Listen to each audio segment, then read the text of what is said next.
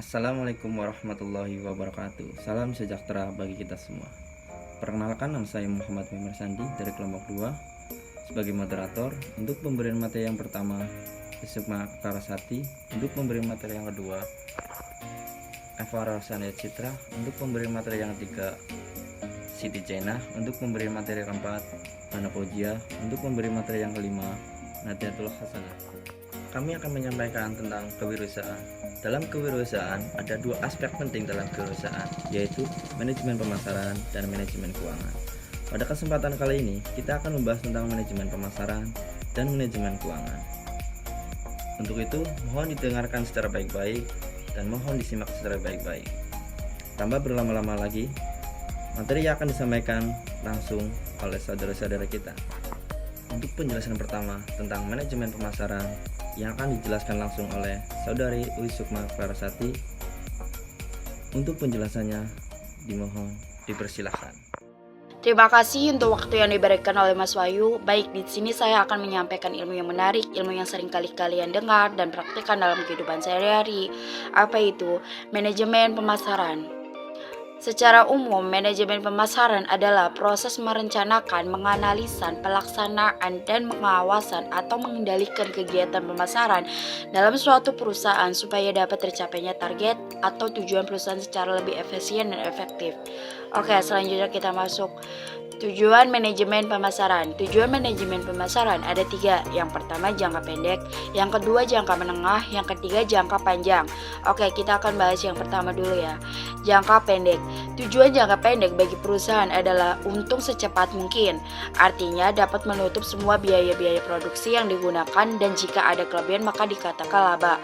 Yang kedua, jangka menengah. Tujuan jangka menengah adalah mengusahakan mencapai titik impas antara total biaya produksi dan total volume penjualan, memperluas cakupan promosi, dan berusaha lebih memperbesar cakupan volume penjualan.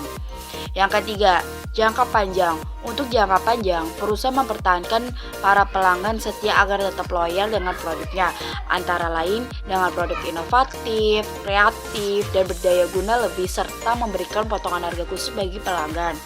Oke, selanjutnya fungsi manajemen pemasaran ada 3. Yang pertama analisis pasar, segmentasi pasar, penetapan pasar sasaran.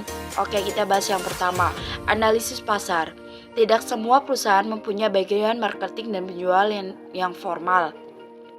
Akan tetapi, setiap perusahaan pasti mempunyai dan melaksanakan berbagai elemen yang penting yang terdapat dalam aktivitas marketing dan penjualan yang bertujuan utama membuat konsumen yang baru maupun yang lama tertarik kembali untuk menggunakan produk dan fasilitas yang ditawarkan secara terus-menerus. Oke, yang kedua, segmentasi pasar. Segmentasi pasar adalah kegiatan membagi suatu pasar ke dalam kelompok-kelompok yang berbeda, di mana setiap kelompok mempunyai ciri yang hampir sama. Dengan melakukan segmentasi pasar, kegiatan pemasaran dapat dilakukan lebih terarah dan sumber daya di bidang pemasaran dapat digunakan lebih efektif dan efisien. Oke, yang ketiga, menetapkan pasar sasaran. Menetapkan pasar sasaran berarti memberikan nilai keaktifan setiap bagian kemudian memilih salah satu dari bagian pasar atau lebih untuk dilayani. Kegiatan penetapan pasar sasaran meliputi evaluasi bagian pasar atau ukuran dan pertumbuhan bagian seperti data tentang usia nasabah, pendapatan, jenis kelamin, dan di setiap segmen. Struktur yang menarik dilihat dari segi profitabilitas dan sasaran serta sumber daya yang dimiliki. Oke, selanjutnya fungsi penyediaan sarana. Fungsi penyediaan sarana ada 4. Yang pertama informasi pasar, penanggulangan risiko, standarisasi dan grading, pembiayaan. Oke, kita akan bahas yang pertama, informasi pasar. Informasi pasar sangat berguna bagi para pembeli. Para pembeli biasanya mencari informasi tentang harga suatu produk. Informasi pasar ini bisa dapat dari berbagai sumber seperti media massa, pemerintahan, swasta, maupun lembaga pendidikan. Yang kedua, penanggulangan resiko. Pemilik produk harus siap menanggung resiko yang mungkin saja terjadi selama proses pemasaran. Yang ketiga, standarisasi dan grading. standarisasi berguna untuk memudahkan barang atau produk untuk dijual dan beli. Kemudian grading merupakan klasifikasi atau penggolongan hasil pertanian ke dalam beberapa kelompok mutu yang berbeda-beda. Masing-masing kelompok memiliki label dan nama yang tertentu. Yang keempat, pembiayaan. Metode pemasaran di zaman yang sudah modern ini memerlukan modal atau uang yang jumlahnya tidak sedikit, seperti untuk di mesin, bahan baku belum lagi tenaga kerja, ditambah lagi proses pemasaran juga memerlukan biaya seperti untuk iklan dan lain sebagainya. Sekian materi yang dapat saya sampaikan. Waktu saya kembalikan lagi kepada Mas Wahyu sebagai moderator. Oke, terima kasih. Untuk penjelasan yang kedua tentang manajemen pemasaran yang akan dijelaskan langsung oleh Saudari Eva Rosula Citra. Waktu dan penjelasannya saya dipersilakan. Baik, terima kasih atas waktu yang diberikan kepada saya. Di sini saya akan menjelaskan tentang konsep manajemen pemasaran. Perusahaan yang sudah mulai mengenal bahwa pemasaran merupakan faktor penting untuk mencapai sukses usahanya akan mengetahui adanya cara dan falsafah baru yang terlibat di dalamnya. Cara dan falsafah baru ini disebut konsep pemasaran atau marketing konsep. Sebagai falsafah bisnis, konsep pemasaran bertujuan memberikan kepuasan terhadap keinginan dan kebutuhan konsumen atau berorientasi pada konsumen. Di sini juga ada 5 konsep pemasaran yang mendasari cara perusahaan melakukan kegiatan pemasaran. Yang pertama, konsep berwawasan produksi. Yang kedua, konsep berwawasan produk. Yang ketiga, konsep berwawasan penjualan. Yang keempat, konsep berwawasan pemasaran.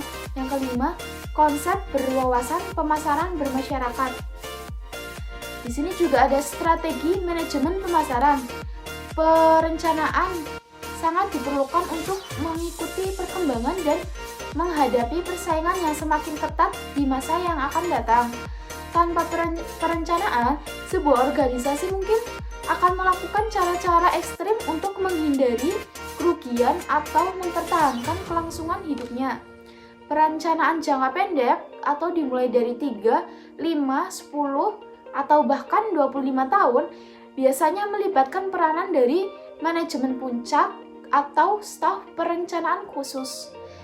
Perencanaan jangka pendek atau dimulai dari 1 tahun biasanya dilakukan oleh manajemen menengah atau bawah atau disebut juga middle or bottom management. Masalah yang dapat dimasukkan dalam perencanaan jangka pendek. Dalam hal ini, kita harus mengetahui dan membedakan ketiga konsep perencanaan, yaitu yang pertama, 1. Perencanaan perusahaan secara keseluruhan.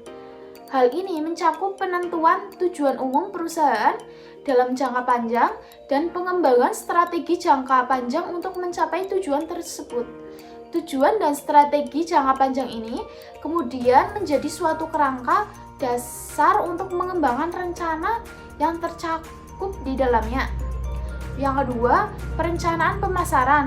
Hal ini mencakup pembangunan program jangka panjang untuk masalah-masalah yang luas dalam bauran pemasaran atau marketing mix, yaitu produk, harga, tempat, dan promosi.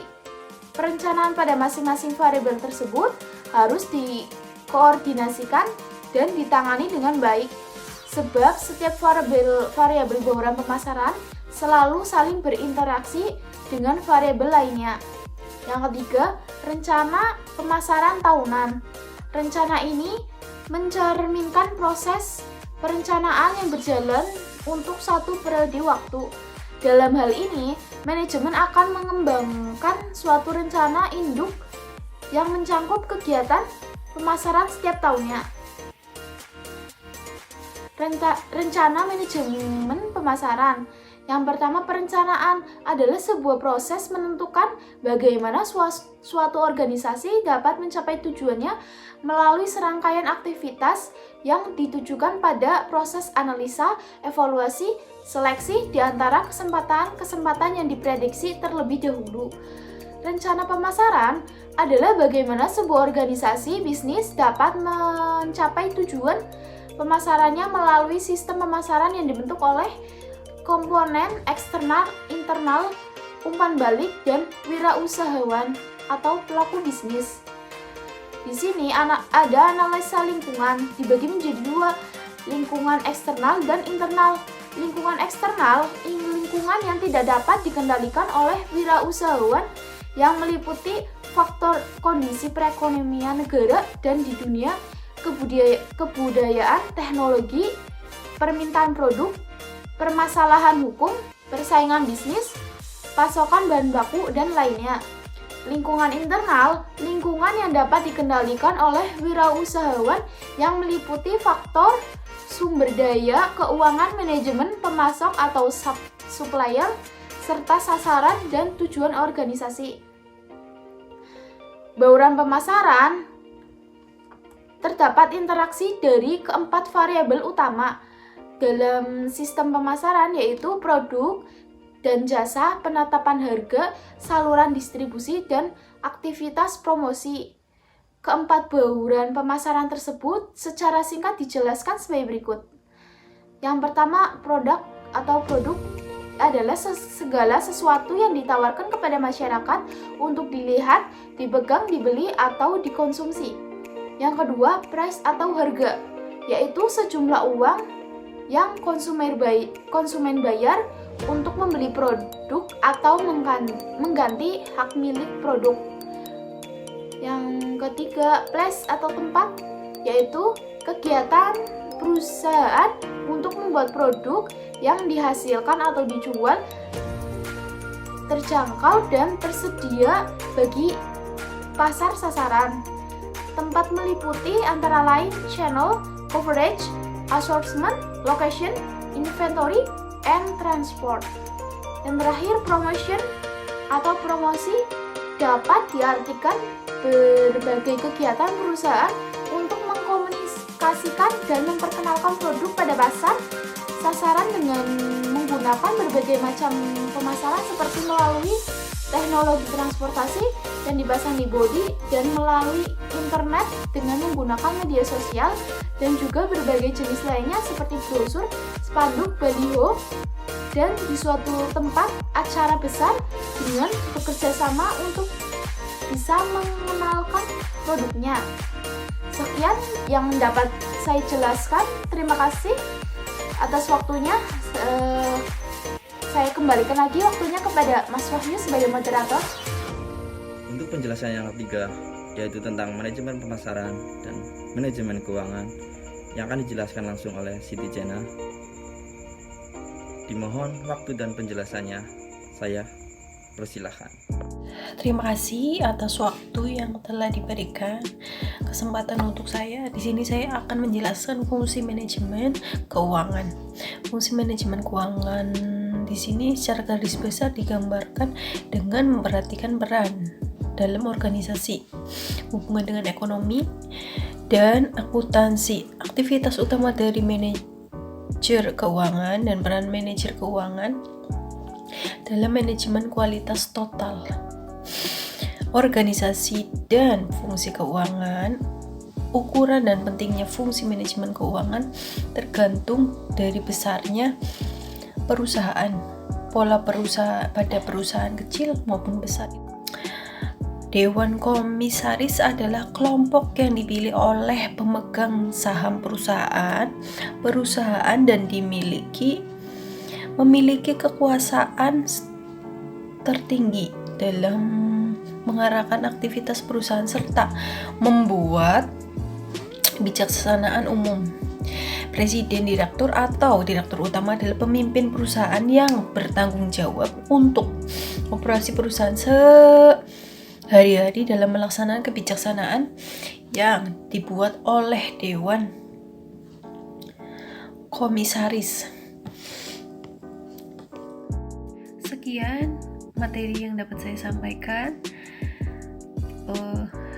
Waktu saya kembalikan lagi ke Mas Wahyu selaku moderator. Untuk penjelasan yang keempat tentang manajemen keuangan yang akan dijelaskan langsung oleh Saudari Hana Fauzia. Dimohon waktu dan penjelasannya. Saya persilahkan. Baik, terima kasih atas waktunya. Untuk Mas Rui Asandi selaku moderator, saya di sini akan menjelaskan tentang bagian utama dari perseroan terbatas berdasarkan struktur organisasi, yaitu pemegang saham adalah pemilik dari perusahaan yang memberikan modal dalam bentuk saham preference dan saham biasa. Mereka punya hak suara untuk memilih anggota Dewan Komisaris dan menetapkan anggaran dasar perusahaan.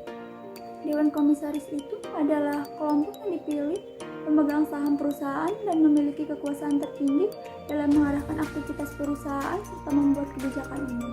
Presiden direktur atau direktur utama adalah pemimpin perusahaan yang bertanggung jawab untuk mengelola operasi perusahaan sehari-hari dan melaksanakan kebijakan yang dibuat oleh Dewan Komisaris. Selanjutnya, Treasurer menangani aktivitas pengelolaan dana, contohnya seperti mengelola kas, mencari dana, mengelola kredit, membayar dividen, mengasuransikan, mengelola dana pensiun. Sedangkan Controller menangani aktivitas akuntansi, contohnya seperti menyiapkan laporan keuangan, melakukan internal audit, melakukan pembukuan, menyiapkan anggaran, dan menghitung pajak. Untuk selanjutnya, hubungan keuangan dengan ekonomi. Manajer keuangan harus memahami masalah ekonomi dan berjaga-jaga terhadap konsekuensi dari berbagai tingkat perubahan aktivitas dan kebijakan ekonomi. Teori ekonomi sebagai pedoman untuk efisiensi operasi perusahaan, contohnya menganalisa penawaran dan permintaan, serta strategi memaksimalkan laba dan teori harga. Dasar-dasar ekonomi utama yang digunakan dalam manajemen keuangan adalah analisa marginal. Analisa marginal itu sendiri adalah dasar-dasar keputusan keuangan yang akan dibuat dan dilakukan hanya bila penambahan manfaat lebih besar dari penambahan biaya. Selanjutnya, hubungan keuangan dengan akuntansi, yaitu aliran kas. Fungsi utama akuntansi adalah menghasilkan dan menyediakan data untuk mengukur keadaan perusahaan, menetapkan posisi keuangan, dan membayar pajak. Aliran kas menggunakan dua metode, yaitu metode akrual dan metode kas. Metode akrual yaitu mengakui pendapatan pada saat penjualan dan mengakui pengeluaran pada waktu pengeluaran terjadi. Metode kas mengakui pendapatan dan biaya hanya berdasarkan aliran kas saja dan aliran keluar yang nyata terjadi. Selanjutnya, pengambilan keputusan. Pengambilan keputusan itu ada dua, yaitu pengambilan keputusan secara akuntan dan secara manajer keuangan.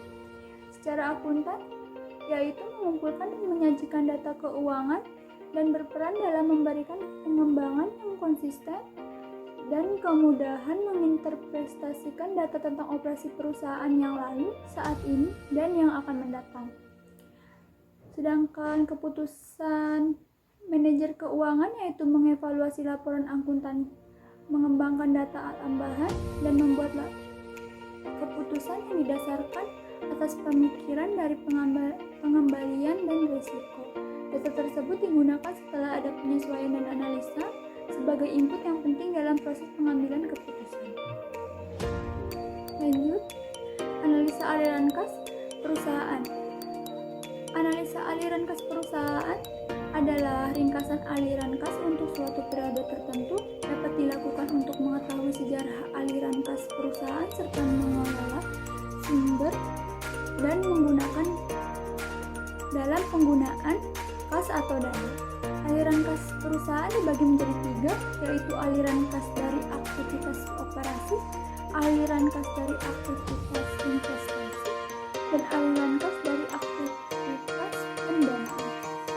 Aliran kas dari aktivitas operasi, yaitu aliran kas yang berhubungan langsung dengan produksi dan penjualan produk atau jasa perusahaan. Contohnya pembayaran tunai atau kredit atas pembelian bahan baku, pembayaran gaji atau upah yang harus dibayarkan, pembayaran biaya-biaya eksploitasi,